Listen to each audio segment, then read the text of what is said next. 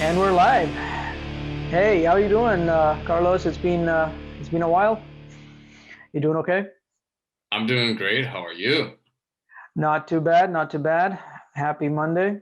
Everybody's getting on this vaccine thing, and did you say that you had yours already? I Yeah, should. Yeah, super that's happy. that's great. Congratulations. I'm hoping to get mine this week. Thank you. It should be a big relief for Congratulations a lot to you of us. too. Was that? Congratulations to you too. Thank you, thank you. Freedom. All right. Well, I know a lot of folks who have, expressed an interest in learning about digital transformation, specifically on AR, VR. So this is a good topic for us to share with them, AR, VR, and how that's actually going to transform a lot of the ways that we do things. But first, I want to make sure we do our introductions here. And while you may not need that much of an introduction, being a community leader and having spoken at so many events, I'm sure a lot of people in the community already know who you are. But it wouldn't behoove me to on your introduction. So I know you from Echo Interactive, of course, and we know each other for a few years in the community, having worked together on different tech initiatives. And uh, but it is you have now moved from mobile development and you've been in AR VR now for how many years? Couple years. Yeah.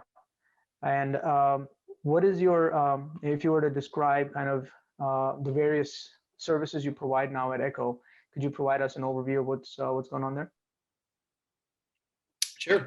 Well, for over 10 years, we have developed mobile applications, and we're a third-party software provider. So our clients range from Fortune 500 companies to small businesses and startups. But we also work with different levels of government, city, county, state, all the way up to the federal government. So we have a pretty wide breadth of experience in industries as well. So we're really industry agnostic, and we have worked with a lot of interesting projects, a lot of interesting companies as well. And the last couple of years, we really started getting into mobile driven augmented reality specifically. And this was, it really dovetails with the spirit of what Echo is. We're not just innovators, but we really try to look ahead and see what's coming next. And definitely anything having to do with XR, extended reality, mixed reality, augmented reality, virtual reality. That's really what's next. So we want to make sure that we're prepared, and we want to make sure that our clients are prepared as well. Awesome. That sounds great. But that's not the only thing you do, right? You've got Echo and you're involved in a lot of initiatives. Can you share a little bit about what other things you're involved in right now?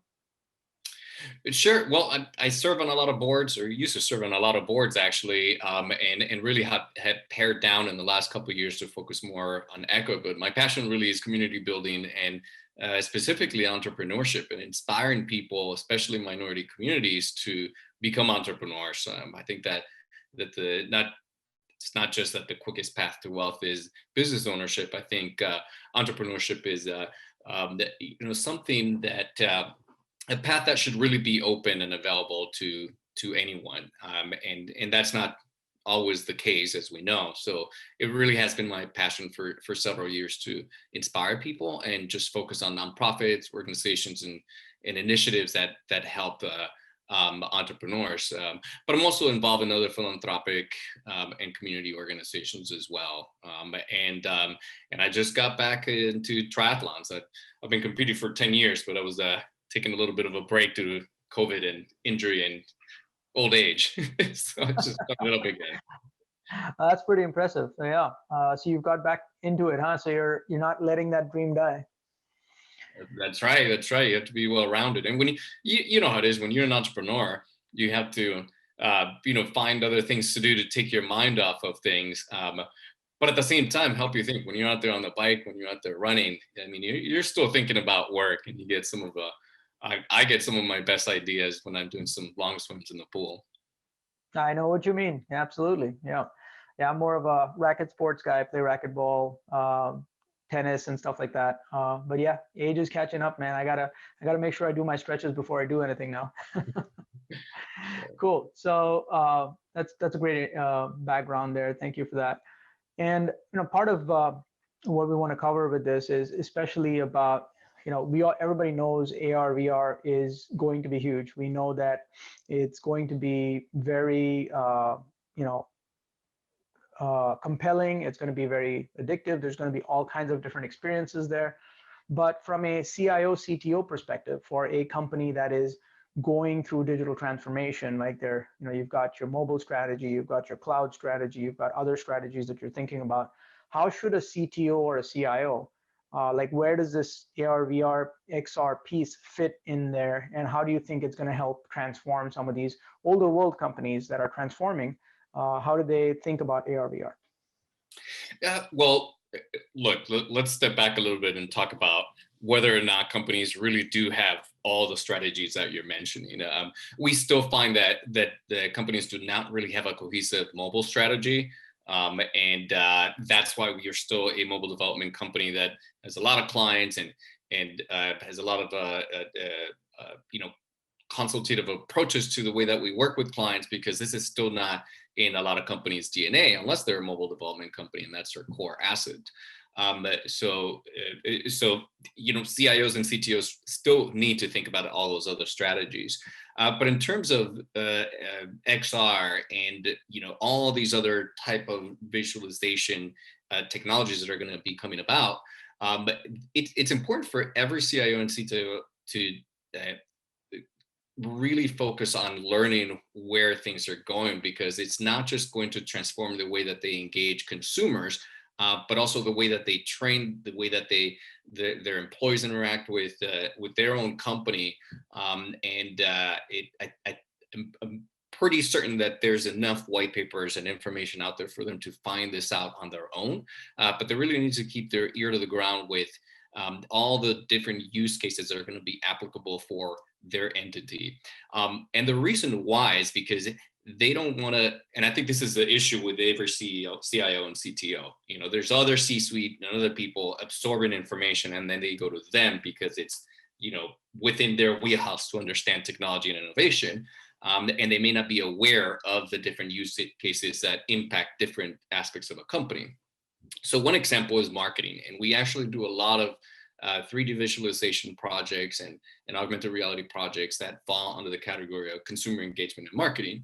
But every single CMO out there is really absorbing information and seeing use cases and companies leverage augmented reality for the purposes of engaging consumers and marketing their brands. So what is that CMO going to do?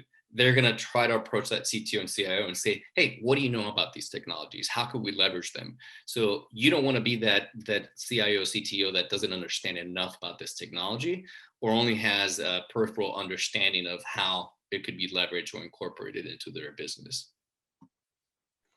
Yeah, absolutely. I love those points because it's not just about something cool that you're doing as kind of a novelty item, but it really needs to be something that you think about, like how do you expand your marketing options, like marketing channels, and how do you not just do that, but or internal, like training. That's another option for you to think about. So when you engage with some of the leaders in the C-suite there, do you see some of the AR, VR interest coming from a technology side that, hey, let's explore this, let's do some POCs and experiment around it? Or are you seeing it more from the CMO or a CEO saying that, hey, I want, we have a big training problem and I want to solve this. Hey, CIO, go figure that out. Where are you seeing the most interest coming from? It's coming from that CEO and that CMO, and it's not coming from the CIO and the CTO.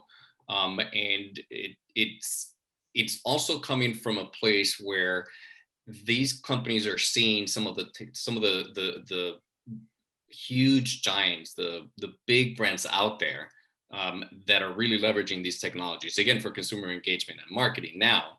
But when you have Amazon, Target, Best Buy, when you have these huge brands that everybody has visibility, I mean, right there, you cover basically every single American interacts with those companies.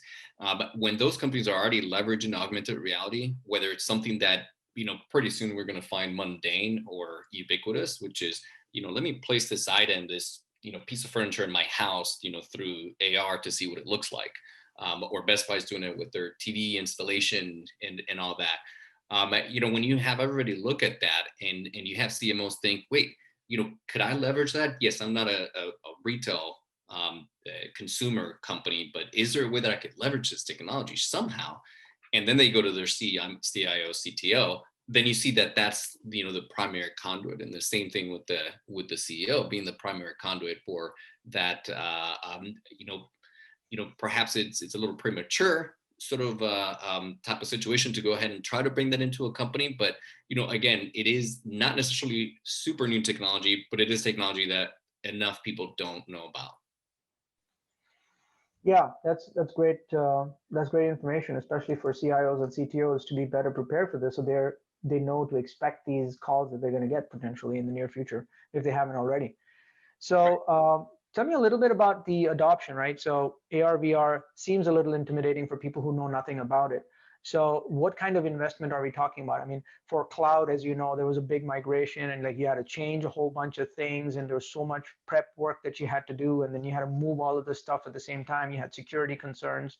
There was so much work to do there. For AR, VR, how does that experience, like what does that adoption experience look like?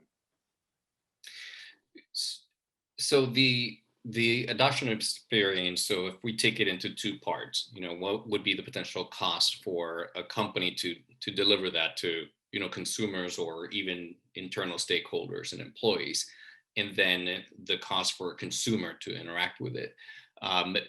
So both actually rely on hardware, right? So currently in terms of VR, you see there's a lot of VR headsets coming out. The price keeps dropping and the technology keeps evolving. With augmented reality, you could leverage smartphones, and everybody, I mean, those devices are ubiquitous. So as long as you basically see that there is a use case for either VR or AR, you could probably find an affordable way to implement a use case, whether internal or external, and leverage what's going to be most cost effective. I think the biggest hindrance is if you're going down the VR route, it is going to be the hardware scalability. If you're going to deploy something to, let's say, your employee base for training, and it is VR driven, then you're going to have a higher expense, and especially if it's an international company.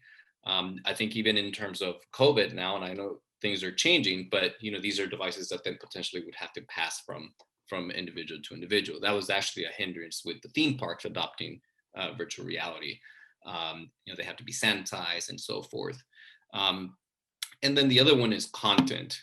So you have the delivery method, whether it's a mobile device or a VR headset, but content could really range. I mean, it could range from your movie big game budgets to create that type of content to deliver it, even for training purposes, or down to more affordable sort of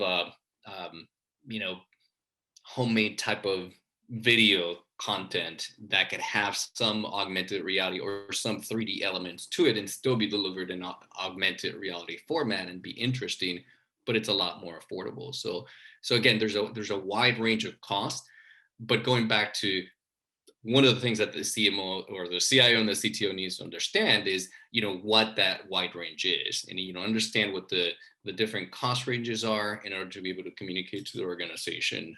Because again, that's typically the biggest from a internal mindset stop of continuing to try to leverage and explore extended reality. Most people think it's extremely costly, so they don't further that potential understanding. Absolutely, and it's very critical to distinguish between AR and VR in this regard, because of the different cost structures involved with you trying to deploy something, but also in terms of what it takes for somebody to consume that content, right? So it does change who you're targeting with what kind of experience. That makes a difference, yeah. So in terms of that, what would you say to a CIO or CTO that says, I don't, it's not out there. I don't see everybody using it. Do we really need to think about this? It's, let it play itself out 5 years from now, 10 years from now, and whenever it is, and I'll get around to it when it gets there. Well, that's the irony of the companies that claim, or the CIO, CTO that, who claims to be an innovator, right? If you're an innovator, you're going to be first. You're going to be an early adopter, and you're going to try to have your organization be first. But most people want to see that use case applied for their specific company with their specific industry, specific type of product or use case, and that's not going to be out there yet. It's still early on that you only have some companies with very specific use cases and in very specific industries put out those use cases and the examples. And look, from a training and even employee orientation or any other type of training standpoint, these aren't things that you're going to be seeing out there because they're not externalized, right? So they could be happening, but you just don't know about it as CIO, CTO. So you just have to, essentially try to, with some risk mitigation, take some, try to take some risks. Right, absolutely. That was, of course, a little bit of a facetious question, but there are everybody's on a different path in the journey, and it's important for them to know what they don't know. And in this case, AR/VR is something that a lot of people really don't have their finger on. So thank you for that. That was a great answer, by the way. So in terms of rolling this out, and in terms of when someone says, hey, I want to do something with AR/VR, let's pick one use case. Let's pick the training use case. And so we've got these videos and we've got these books, and that's one use case that we want to do something that'll make it easier for our employees to train. And how do we actually see an improved benefit? So how do you show, like, what is the benefit of moving from that model to an AR or VR model? Like, what kind of metrics can we point to say that yes, this is going to improve the training experience, is going to either bring down your time to train, or it's going to improve the way you recollect, or it's more context aware, or what is that pitch for someone to move to AR VR? Yeah, all of the above. It would be more cost effective. It is going to be context aware. There's going to be better ways to track, measure, and also in terms of these COVID times. And this content you're creating right now, Rajiv, is going to be evergreen, right? So people may be watching this, months from now, years from now. But I think that it's safe to say that COVID will change the world. So the way that we train employees is going to be different. You're not going to have these big groups of people getting together and understanding the piece of machinery, right? The training will have to be more individualized, or perhaps at a different location. And that's an opportunity that's opened immediately through the use of AR for training, because a person doesn't have to have that equipment in front of them. They could experience it virtually. The other thing is ensuring compliance. If all somebody has to do to ensure that they take the proper steps, utilizing a piece of machinery or following the process, they just have to point at the device, the piece of machinery, and then see those steps. Or in order to troubleshoot better, see augmented reality elements overlaid on that piece of machinery, and then follow those steps. So that compliance could also be tracked, because that the person's accessing that experience, they're clicking on the right buttons the right way and doing what needs to be done. So the implications and the ramifications are huge. And there's so many use cases that the way that I also see it is that as soon as an organization or a stakeholder understands what the possibilities are, and this is what we do, we deliver those possibilities and show those possibilities, then they will understand and know how it could apply to them. So again, with what you're doing now, delivering this information to your audience, once they start exploring and start understanding, the whole world is going to open up for them. Wonderful. Yeah, that's those examples, especially about the analytics, was a really key one, because that's something that you don't really get, is how are people using that information in the context. But the fact that we can capture that information in the background helps to drive whether the training is effective or not. So that's a really good point. Another thing is, I'm sure you're familiar with the hype cycle, and not sure how much of the audience is, but when you have technologies like augmented reality already fall off the hype cycle, meaning that they're on the path to ubiquity, it's not just pie in the sky and it's coming in 5 to 10 years, it is here, then you know that that ball's already rolling. So the comment that you had made earlier alluding to the fact that some people may think that, well, let's let this play out. I think that that would really set a company up for failure, because you have a consumer base, or you have an audience, or you have a population that is going to already start buying the really, really inexpensive VR headsets, right? You have both Facebook and Apple eventually, in a very near future, come out with their own version of an augmented reality device, an augmented reality wearable.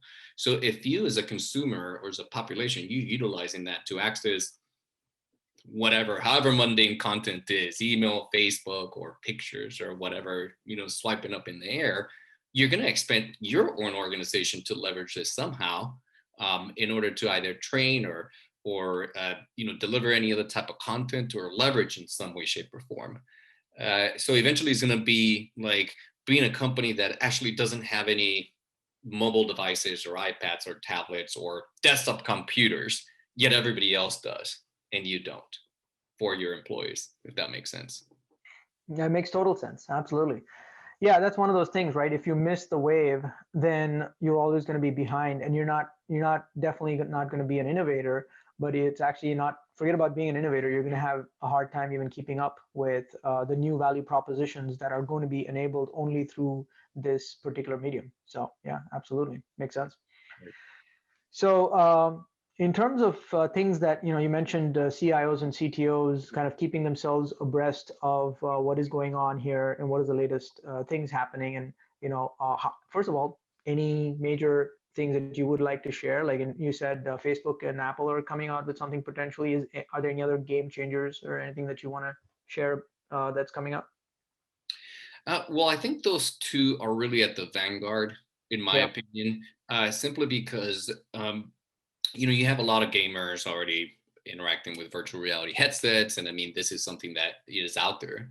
But I think that true virtual reality is really not going to be how we're going to be experiencing this, ethereal XR world, because it obscures the world. I think what's more realistic is that they're going to be wearables. They're going to leverage mixed reality and augmented reality, so you can still see your surroundings. I think that that's really where things are going, and more importantly, other elements of technology are going to be incorporated, whether it's gloves or other type of handheld small device with haptics and things of that nature. And really, I believe that these two companies are at the vanguard because they also have the lion's share of our attention. With Facebook, they're gonna see how else they're gonna be able to leverage this humongous audience that they have, and whatever they do, everybody else is going to copy. Similarly with Apple, Apple did something that's whatever you think about the company today, they were smartphones before the iPhone. There were apps, there were handheld devices, the whole 9 yards. But what Apple did introducing the App Store, and of course, their incredible design and whatnot, but introducing this open App Store really transformed our lives. So with that mindset, if it's continued in the world of augmented reality, then I think that they're going to propel ubiquity in augmented reality wearable devices. Yeah, I couldn't agree more. I mean, there's so many people who tried tablets, and then Apple comes in and knocks it out of the park. So many people who tried smartphones, and then of course when Apple came in with a smartphone, that's when adoption really took off. So I would expect that if Apple makes a foray in here, that's something similar is going to happen, because they find a way to make it very accessible to consumers. Any time frame on that? Do you want to hazard a guess on when? You can never say with these things, but Yeah, and I mean, look, again, I mean, we're going to get sick of talking about COVID for the next few years, right? But I think COVID really put a damper on the plans that they probably had. I think everything was going to happen a lot sooner, and I think that things are probably happening a lot slower. But I would posit that by the end of the year, we're going to get more solid, not just leaks in the internet, but I think you're going to see more coming out from them as far as their upcoming augmented reality wearables, in my opinion. And one thing worth noting about that is that this is why we are really aiming to introduce mobile-based augmented reality to our clients, because once Apple comes out with these wearables and everything that we've created is ported over to those wearable devices. So anybody who's doing that right now will be ahead of the game. And I think that they're going to be, stand a better chance to beat their competition. Yeah, that's great to know. Also, in terms of this is about things that are happening in the industry, but in terms of folks that are trying to get abreast of it, any publications, blogs, books, things that you would recommend to CIOs, CTOs trying to catch up on the topic? Well, and we were talking about this earlier, right? Podcast and things of that nature. There's a lot of specific blogs and things that are out there, Mac rumors and incredible Twitter accounts that are always leaking stuff. But I think that all could become noise and glut for a CIO, CTO that really has to, sometimes literally be worried about keeping the light on, right? The internet working and things that are, potentially mundane, but extremely important. And then having to also, think about COVID again, but making sure that the workforce could work from home and have, accessibility, right? So there's just so much in their minds that I think that for me, again, going back to the beginning of the conversation, I think that everybody needs to think entrepreneurially. So I would encourage CIOs and CTOs to think that way. When you think entrepreneurially, you think as a product developer. So what else could I introduce to my company that could have a semblance of innovation? And I think that anything that CIO, CTO could consume, if they're not of that mindset, to get them to that mindset. And I know this is probably not what many of your other guests are talking about, but I would recommend doing that. So whether it's a podcast by, Tim Ferriss or anybody else who's been a great modern entrepreneur that has some content out there, I would really suggest to follow that, because not only do they start introducing that mindset and talking about it, and it gets into their they get the right vernacular and start thinking about it in those terms and can communicate it to the organization. But they also have great guests, great other entrepreneurs that come on those shows and those podcasts, and they start talking about those concepts. And I think that that's extremely important. And I think that a lot of times that's lacking in a lot of companies today, thinking entrepreneurially.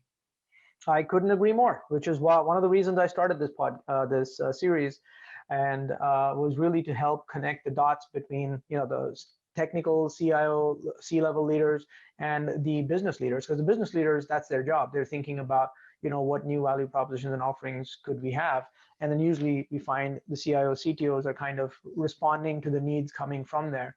But if we were to bridge that gap and enable CIOs and CTOs to get familiar with the tools, some of which I've covered in our series, 2 and 2X is the value proposition canvas, the business model canvas, using Agile the right way to be more responsive and not be too kind of, hey, we've planned out for 2 quarters, sorry, we can't do anything right now model, versus being more, ready to push things out into the market and experiment a little bit more.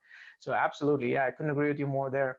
That is one of the most powerful shifts, because if you really look at digital transformation, it's not just about checking a box and saying, hey, yeah, we got mobile, we got cloud, we've got this. It's really about applying it entrepreneurially, as you said, to creating new value propositions for your clients and for your employees, and leveraging and getting the most out of what the resources that you have. So yeah, fantastic points there, Carlos, as always. We're almost at time here, but I want to make sure I get, you, like you said, you're involved in so many great causes and organizations. Do you have any asks for the community? Well, the community in Central Florida, I do have an ask. I know that this is going to be reaching a broader audience, but I think that the community in Central Florida has been incredible in terms of leveraging assets that we have in order to get to the point where we're at now. But I think that now it's the time to continue to do things like what you're doing. Put out content, talk about ourselves a little bit more. Toot our own horn to a degree, and each other's. and really put out content to ensure that people everywhere know that the talent is here, that the companies that are talented are here, and that really make sure that we remain competitive in that way, because I've been noticing a lot of other regions doing a lot of that, and because most of us are now just consuming consuming content because of COVID. We're just staying home and consuming content. Right. There are a lot of people putting that out, and there are a lot of people consuming it. So we should be doing a lot more of that. But in terms of just the broader community, I think that again, the pandemic really showed us how important technology is, and to not be afraid of it. And a lot of us have been using, anything and everything that's been used now, and leveraging has become ubiquitous, like Slack and Zoom and all these technologies that, now to everybody, they're just not a big deal. So what's being leveraged today by the startup community, by tech companies of whatever size, that the general populace could be leveraging, or that the typical non-tech company could be leveraging. So I would ask that everybody, still continues to look at what tech companies are using and leveraging, because that may be what's next. Absolutely, and AR VR being one of them. I know that actually from our this market, Central Florida especially, has a great background in simulation technology, and we have a lot of talent in the area, as you know, with game design, independent game design, as well as EA and other companies. Plus, people doing fantastic work on an independent basis for other companies. So, as you are doing with Echo. So, Carlos, thank you so much. What's that? And in content production, I partner with other companies for the content that's being produced. There's some really talented content producers and artists and designers here locally because of everything that you mentioned. Yeah. Absolutely. Yeah, there's a lot of talent here, no doubt about it. And like you said, we need to do our part to bring these messages out and share these stories. And I'm so glad you were able to join us to share this story. And there's so much value in it. I feel, especially, I love how you've given us a list of use cases where people who haven't thought about how AR VR fits into their roadmap or strategy can now think about that. So thank you so much for sharing some of that knowledge. I really appreciate your time and joining us, and all the best in helping transform some of these companies together. Thank you very much, Latif. This is great. Appreciate it. Absolutely. Glad to have you. All the best, sir. Take care.